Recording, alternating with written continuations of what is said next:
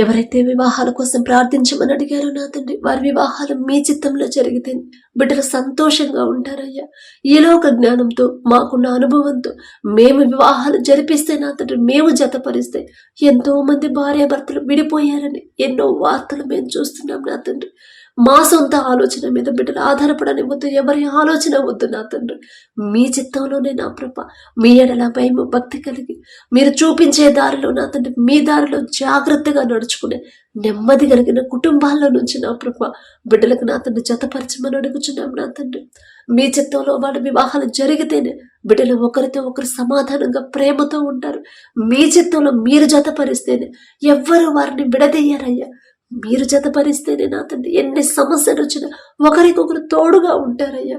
మీరు జతపరిస్తేనే నా తండ్రి మరణించే వరకు నమ్మకంగా ఉంటారు నా తండ్రి.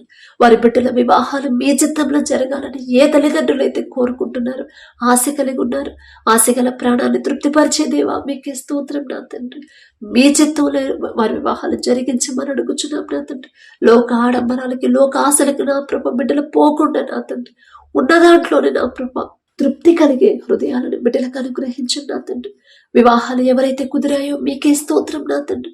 ఆ వివాహాల్లో ముందు మీరుంటే చాలు నా ప్రభ. కనాను బిడ్డలో మీరున్నారు కాబట్టి నా తండ్రి, ద్రాక్షరసం అయిపోయినా సరే ఆ లోటు అనేది కనపడకుండా మామూలు నీటిని మధురమైన ద్రాక్షరసంగా మార్చిన దేవా మీకే స్తోత్రం నా తండ్రి.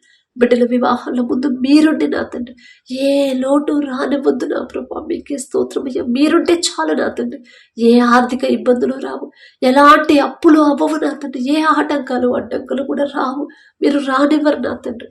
మీ చిత్తంలో నా ప్రభా బిడ్డల వివాహాలు జరిగించమని అడుగుచున్నాం నా తండ్రి. వివాహాల తర్వాత ప్రతి ఒక్కరి గర్భాలను తెరవమని అడుగుచున్నామయ్యా.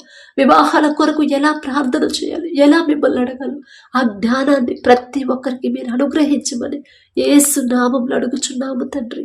ఆమేన్.